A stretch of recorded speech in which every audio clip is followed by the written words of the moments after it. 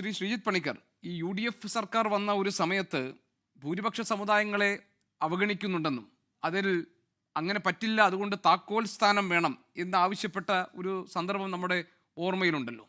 അപ്പോൾ അധികാരത്തിലെത്തുന്നവർ തങ്ങളുടെ താല്പര്യങ്ങൾ സംരക്ഷിക്കപ്പെടുന്നുവെന്ന് ഉറപ്പുവരുത്താൻ മുൻകൂട്ടിയുള്ളൊരു ഏറ് എന്ന് ആണോ പരിഗണിക്കുന്നത് ഇന്നത്തെ ഈ സമുദായ നേതാക്കളുടെ ഐക്യ നീക്കങ്ങളെ?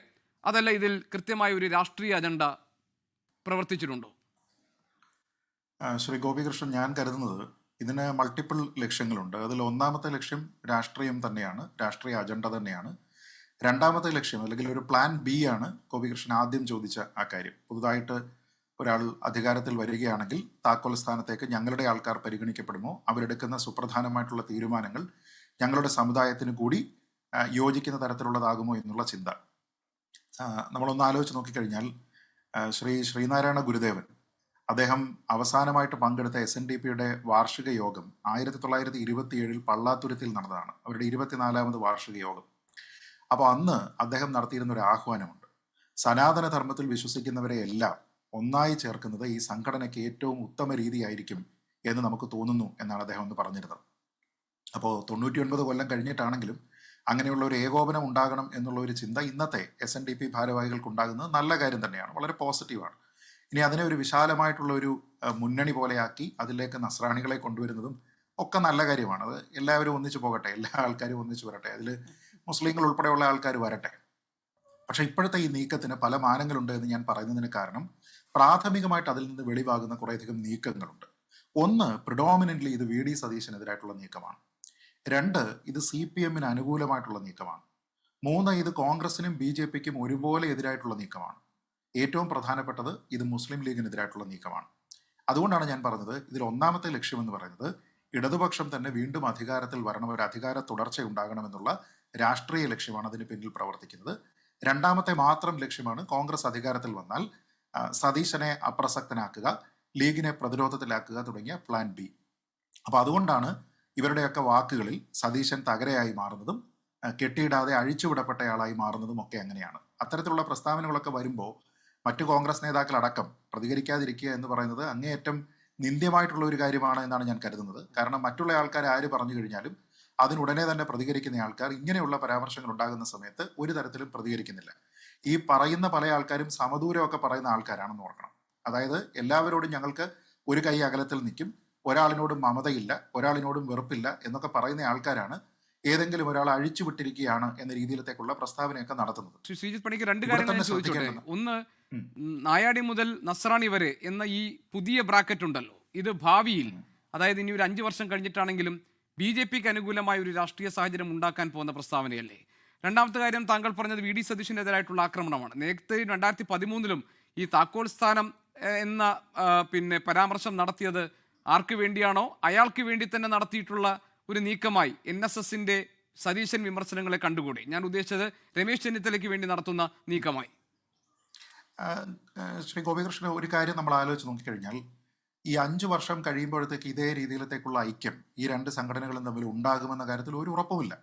കാരണം ഇതിനു മുമ്പും പല ഘട്ടങ്ങളിൽ ഇവരൊക്കെ തന്നെ ചേർന്നിട്ട് ഏകോദര സഹോദരങ്ങളെ പോലെയൊക്കെ പ്രവർത്തിക്കുന്നതിന് വേണ്ടിയിട്ടുള്ള തീരുമാനങ്ങൾ ഉണ്ടായിരുന്നു. പക്ഷെ അതൊന്നും ശാശ്വതമായിരുന്നില്ല.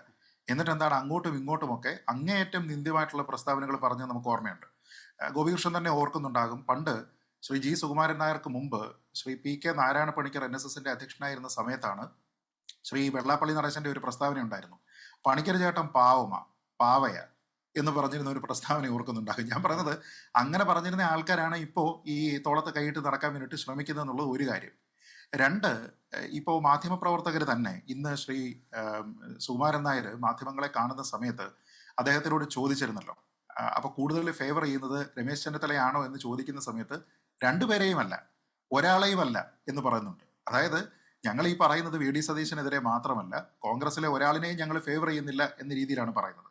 അപ്പം ഞാൻ ഇതിനെ കാണുന്നത്, പ്രത്യേകിച്ച് ഈ ഒരു അവസരത്തിൽ അത് വരുന്നു, പ്രത്യേകിച്ച് കോൺഗ്രസിന്റെ ഭാഗത്തു നിന്നൊരു ട്രിഗർ ഇല്ല, എന്നിട്ടും ഇങ്ങനെയുള്ള പ്രസ്താവനകൾ ഇവിടെ വരികയും ഒന്നിച്ചു പോകാനായിട്ടുള്ള ഒരു തീരുമാനം ഉണ്ടാവുകയും ചെയ്യുന്നതിനെ പൂർണ്ണമായിട്ടും രാഷ്ട്രീയ അവസരവാദം എന്ന് മാത്രമേ ഞാൻ അതിനെ കരുതുന്നുള്ളൂ.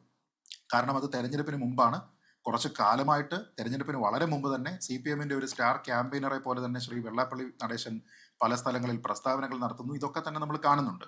CPM ഉണ്ടായിരിക്കുന്ന ഒരു ഷിഫ്റ്റ് നോക്കൂ. വർഗ ബഹുജന ചിന്ത എന്നൊക്കെ പറഞ്ഞ കാര്യങ്ങളൊക്കെ മാറ്റി വെച്ചിട്ട് ഇപ്പോൾ അവരെല്ലാവരും തന്നെ ഈ സ്വത്ത് രാഷ്ട്രീയം കളിക്കുന്നതിന് വേണ്ടിയിട്ട് പോവുകയാണ്.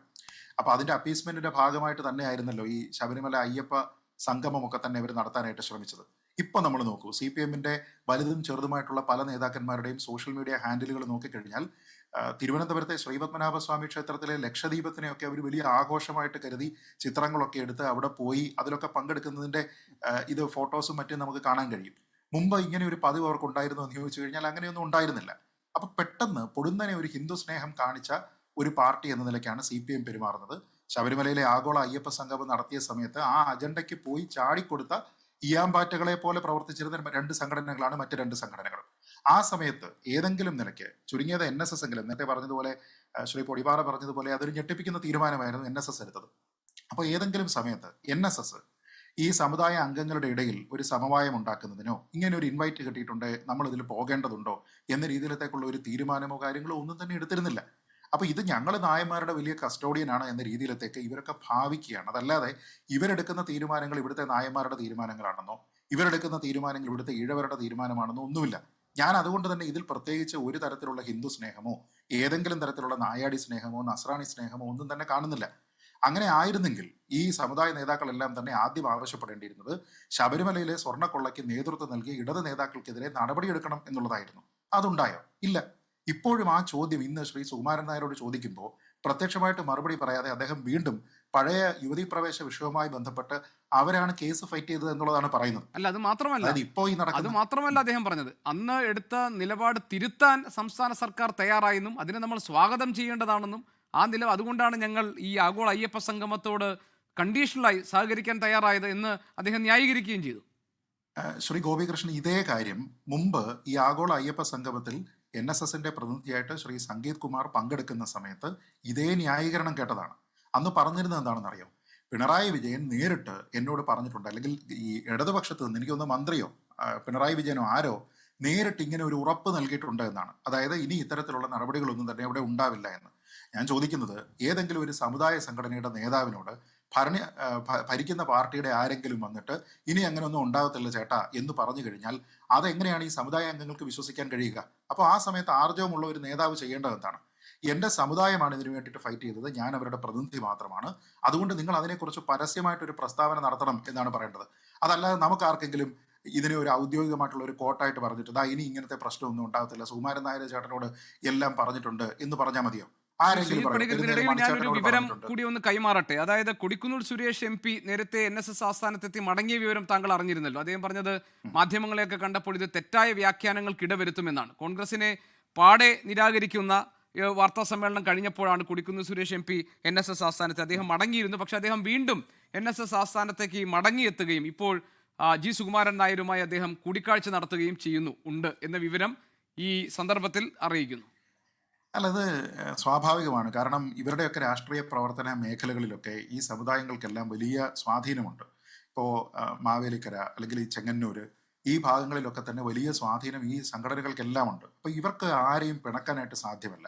ഇപ്പോൾ VD സതീശന് വേണ്ടിയിട്ട് സംസാരിക്കാൻ വേണ്ടിയിട്ടല്ല ഇവരൊന്നും പോകുന്നത്. അതാണ് അതിൻ്റെ പ്രശ്നം. കോൺഗ്രസിന് വേണ്ടിയിട്ടോ VD സതീശന് വേണ്ടിയിട്ടുള്ള ദൂതന്മാരായിട്ടൊന്നും അല്ല ഇവർ പോകുന്നത്. ഇതെല്ലാം സ്വന്തം നിലനിൽപ്പാണ്. അല്ല എങ്കിൽ ഒന്ന് ആലോചിച്ച് നോക്കൂ. ഇന്ന് ശ്രീ G. സുകുമാരൻ നായർ മാധ്യമങ്ങളോട് പറഞ്ഞ ഒരു പ്രസ്താവന നോക്കൂ. ശബരിമലയിൽ പമ്പ നദിയിൽ മനുഷ്യ മാലിന്യം ഒഴുകുമ്പോൾ അതിൽ മുങ്ങിയല്ലേ അയ്യപ്പന്മാർ ദർശനത്തിന് പോകുന്നത്? 10-10.5 കൊല്ലമായിട്ട് കേന്ദ്ര സർക്കാർ എന്ത് ചെയ്തു അത് പരിഹരിക്കുന്നതിന് എന്നാണ് ചോദിച്ചത്. ആ ചോദ്യം, അദ്ദേഹം ഉയർത്തിയിരിക്കുന്ന ഒരു പ്രശ്നം എത്രത്തോളം അബദ്ധമാണെന്ന് ആലോചിച്ച് നോക്കൂ. കേന്ദ്ര സർക്കാരാണോ അത് ചെയ്യേണ്ടത്? സംസ്ഥാന സർക്കാരിന് ഒരു തരത്തിലുള്ള ഉത്തരവാദിത്വം ഇല്ലാത്ത രീതിയിലാണ്. അതായത് അദ്ദേഹം പറയുന്ന ഈ പമ്പയിലൂടെ മനുഷ്യമാലിന്യം ഒഴുകുമ്പോൾ അതിൽ മുങ്ങിയതിനു ശേഷം ദർശനത്തിന് വേണ്ടിയിട്ട് പോകുന്ന അയ്യപ്പ ഭക്തന്മാരോട് അവർക്ക് സഹായം നൽകുന്നതിന് വേണ്ടിയിട്ട് സംസ്ഥാന സർക്കാരിന് ഒരു റോളും ഇല്ലേ? ഇവർ ഈ ഹിന്ദു ഐക്യമൊക്കെ പറയുന്ന സമയത്ത് അങ്ങനെയാണെങ്കിൽ ആദ്യം ചോദിക്കേണ്ടത് അവിടെയുള്ള കാര്യങ്ങളെല്ലാം തന്നെ വർഷാവർഷം കൃത്യമായിട്ട് അതിന്റെ എല്ലാം സംരക്ഷണ ചുമതലയുള്ള സംസ്ഥാന സർക്കാർ എന്ത് ചെയ്യുന്നു എന്നുള്ള ചോദ്യം ചോദിക്കുന്നില്ല. പകരം അതുകൊണ്ടാണ് ഞാൻ പറഞ്ഞത്, ഒരു വാക്കുകൊണ്ടോ ഒരു നോട്ടം കൊണ്ടോ സംസ്ഥാന സർക്കാരിനെ ഒരു തരത്തിലും CPM-നെ ഒരു തരത്തിലും വേദനിപ്പിക്കാതെ മറ്റ് രണ്ട് പാർട്ടികളെയും ഒരേ ഡിസ്റ്റൻസിൽ നിർത്തുന്നതിന് വേണ്ടിയിട്ട് ഇവർ ശ്രമിക്കുകയാണ്. അപ്പൊ ആരോടാണ് സമവായം, അല്ലെങ്കിൽ ആരോടാണ് സമദൂരം? പണ്ട് അദ്ദേഹം ഉപയോഗിച്ചിരുന്നൊരു വാക്കുണ്ട്, NSS ഇപ്പോ സമദൂരമല്ല മറിച്ച് ശരിദൂരമാണ് എന്ന്. എങ്കിൽ അതെങ്കിലും പറയണം. അതായത് ഇപ്പോ ശരിദൂരമാണ് ഞങ്ങൾ സ്വീകരിക്കുന്നത്, ഞങ്ങൾക്കിപ്പോൾ മനസ്സിലായിരിക്കുന്ന ശരിദൂരം ഇതാണ് എന്നവർ പറയണം. അപ്പോൾ CPM-നെ വിമർശിക്കാതെ കോൺഗ്രസിനെയും BJP-യെയും വിമർശിച്ച്, ലീഗിനെയും വിമർശിച്ച്, മറ്റുള്ള വ്യക്തികളെ വ്യക്തിപരമായിട്ട് ആക്ഷേപിച്ച് ഇത് ഞങ്ങൾ വളരെ ഹിന്ദുക്കൾക്ക് വേണ്ടിയിട്ട് എടുക്കുന്ന നടപടിയാണ് എന്ന് പറഞ്ഞാൽ എനിക്ക് ലളിതമായിട്ട് ഇവരോട് ചോദിക്കാനുള്ള ഒരൊറ്റ ചോദ്യം മാത്രമേ ഉള്ളൂ. നിങ്ങൾ ഇപ്പോൾ പറയുന്ന ഈ ഒരു ഹിന്ദു ഐക്യത്തിന്, അല്ലെങ്കിൽ നായാടി മുതൽ വിശാല ഐക്യത്തിലേക്ക് നസ്രാണികളെ കൂടി ചേർത്തുകൊണ്ട് നിങ്ങൾ ഈ പറയുന്ന ഐക്യം ഇപ്പോൾ രൂപീകരിക്കാനായിട്ട് കണ്ട ഈ സമുദായങ്ങളുടെ പ്രത്യേക ദുരവസ്ഥ എന്താണ്? ഒന്നാമത്തെ ചോദ്യം. രണ്ട്, അങ്ങനെയെങ്കിൽ ആ ദുരവസ്ഥയ്ക്ക് ഇപ്പോൾ ഭരിക്കുന്ന ആൾക്കാരല്ലേ കാരണം? അപ്പോൾ നിങ്ങൾ അവരോടൊപ്പമാണോ നിൽക്കുന്നത് എന്നുള്ള ചോദ്യം.